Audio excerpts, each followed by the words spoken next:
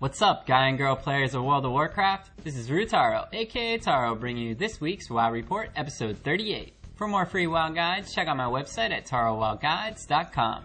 In this Tarou Weekly WoW Report, I'll cover in-game news, Cataclysm PvE, Patch 4.0.6 news, Auction House Chaos, an Auction House tip, as well as a Q&A session, but first, I want to apologize for not getting a video out on Sunday. Things have been hectic around my house, and I'm just swamped with trying to make ends meet, play with my kids, and please my wife. But don't worry, I have it all under control, and to help with that, from now on my weekly video will be out on Mondays every week. To make up for it, Saturday, maybe Sunday, and some day during the week too, we'll have a guide type video since I can make those in advance. Thanks everyone for understanding, and I really appreciate all the support. Now on to the weekly report. In Cataclysm news, the Lunar Festival and Dark Moon Fair are gone, but we still got the Love is in the Air event continuing on until early morning on the 22nd. Remember to do your dailies and the Crown Chemical Code battle. Good luck to everyone getting their mount. Patch 4.0.6 released as expected and was fairly smooth with minimal downtime on Tuesday. They did discover random bugs though, so some hotfixes are being sent out and should all be applied during this week's maintenance. Oh, and let me know what you think of all the changes in the comments. Good or bad, feel free to vent and nerd rage. In Cataclysm PvE news, nothing too special, but I have noticed heroics are getting a lot easier for pugs. Maybe we'll see less QQ on the forums now. Ha! Yeah, right. Let me know what you think the next QQ will be in the comments. Okay, now on to Auction House Chaos. Prices are pretty good across the board, and if you had listened to my hot items list, you should have made quite a bit of gold on patch day from gems, volatile life, and herbs. Well, except for Whiptail, which had an interesting bug of instant respawn.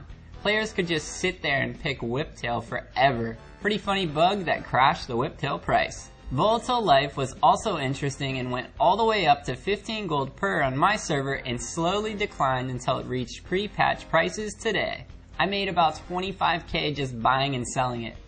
Elementium and Pyrite ore keep spiking up but come down over the weekend, so like I say in a lot of videos, that's when I'm mass buying my mats for the week. Hypnotic Dust is on a downward spiral with nothing to save it, and prices should eventually stick around on the low side. The Dark Moon Fair is gone, and if you made any trinkets to resell, you should get the most out of them in a few weeks. Right now the prices are a bit low, but once the stock runs out and demand comes back, they'll be a good bit higher, which is when I'll sell mine.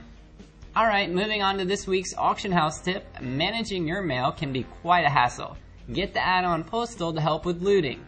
Will save time and your fingers from clicking.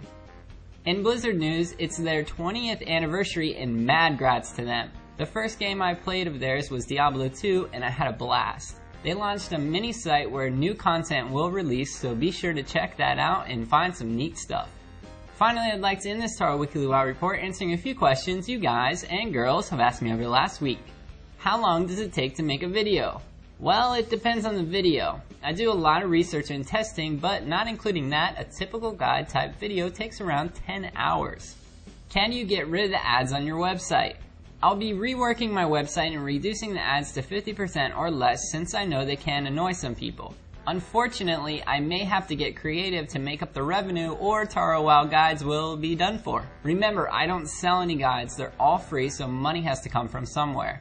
I'll also be giving everyone a way to get rid of all ads and help the site at the same time. I'm still working out the details, but expect that over the next week. Can you come to my server and hold my hand through doing your guides? I'm sorry, but as much as I would love to play with everyone, I'm only one person and barely have enough time to make videos as it is. In my free time, I just want to relax, have fun, and enjoy the game. I can't spend hours on 36,000 players servers helping them. Unless you have a cloning device or some crazy speed buff. If you do, hook it up. Before I wrap this week's report up, just want to let everyone know I released the first video of my gold making series for mining with routes on my website. I'll be releasing 1 to 525 mining this week along with mining videos and herbalism. I'm also finishing up my server choosing video. Lots of good stuff is coming, so sub and stick around. Lastly, this week's YouTube channel that I'd like to mention comes from Trade Chat. She makes informative videos about all kinds of things in World of Warcraft and some other games. Definitely check her out. Wow, girls really do play WoW. But probably not the chick rogue you talk to on a daily basis. That's a guy. Sorry.